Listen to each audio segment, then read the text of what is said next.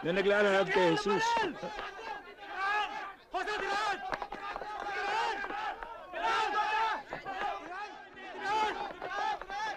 Angel, ano ba nangyari? Pahalang ang pasok ng bala. Marami ng tao. Dumadami na tao. Takpan nyo! Takpan nyo! Kayo maingay dyan. Lagot kayo pag narinig kayo ni Commander. Commander!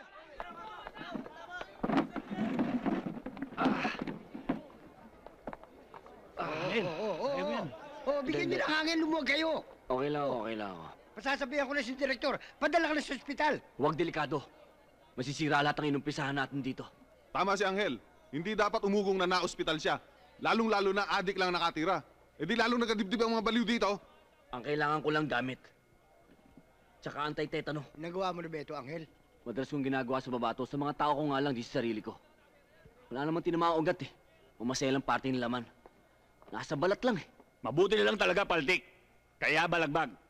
Sigurado ko, Angel, pagputok, napatagilid ka. Kaya ayun, medyo nailaga mo ang bala. Yan ang dapat na umugong. Wala nang medyo-medyo. Nailaga ng bala.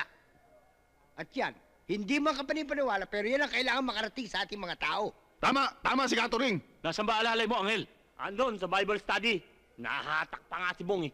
Hayaan nyo na. Doon siya nakakakuha ng katahimikan eh. O ano, nagkakaintindihan tayo.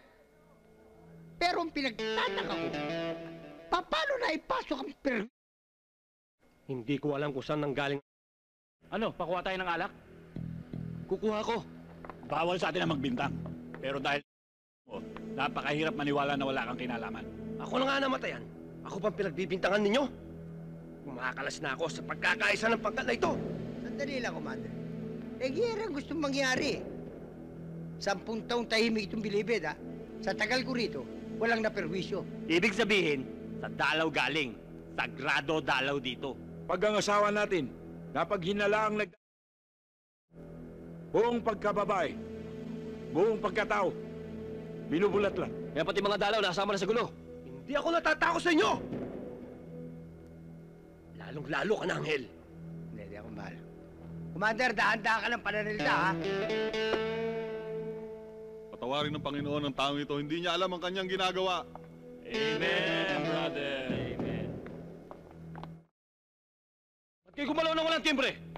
Malaking gulo yan. Sir, hindi naman po kasalanan ni Angel eh. Eto na, walang anesthesia. Pero nakakuha ko ng anti-tetano. Patatarimahin ko muna yung mga tao. Para maagapan yung ugong. Huwag mo nga hawakan yan. Dumi ng kamay mo. Kung makapagsalita ka, akala mo may alam ka. Oo, senior medic ako sa walk training namin. Ganun ba? O sige, ikaw tumira nito. Ha? Sandali. Ano ba ginagawa niyo dito? Ihanda mo yung gasa mo dahil pag hinugot mo yung bala dyan, bubulwak ang dugo dyan. Tarima! Bro! Oh, walang bala dito. Sa akin na to. Mamaya, ilabas niyo ang mga bosyo. May meeting, ha? Yes, sir.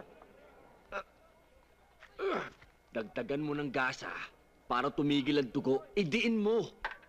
Angel, sinabi ng alam ko yung ginagawa ko eh. ko! Ano ba? Galaw ka kasi ng galaw. Idiin mo pero wag mo naman biglain. Dahan-dahan lang. Bakit? Dahan-dahan naman ah. Alam, hindi naman mangyayari to kung di ka biglang tumakbo eh. Hindi mangyayari to kung hindi mo ako tinakot. Anong tinakot? Ayan, sumisigaw ka. Ano ba talaga kailangan mo sa akin? Hindi ko alam. Hindi ko alam kung anong kailangan ko sa'yo. Ano? Ayan, tingnan mo, sumisigaw ka na naman. May gana nga lang. Arik ko! Ha? Bakit ba? Tinan mo. Tinan mo! Yung daliri mo, nakapasok sa sugat ko!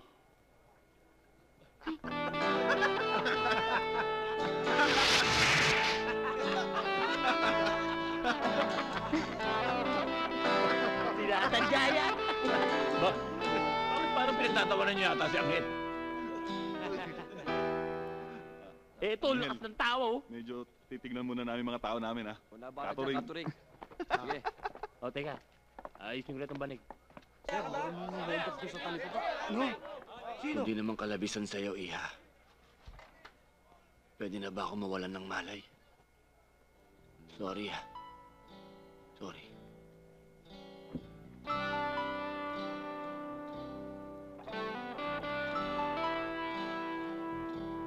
Iha. Uy. Ano ba? iiniksyonan ba natin to o tititigan na lang?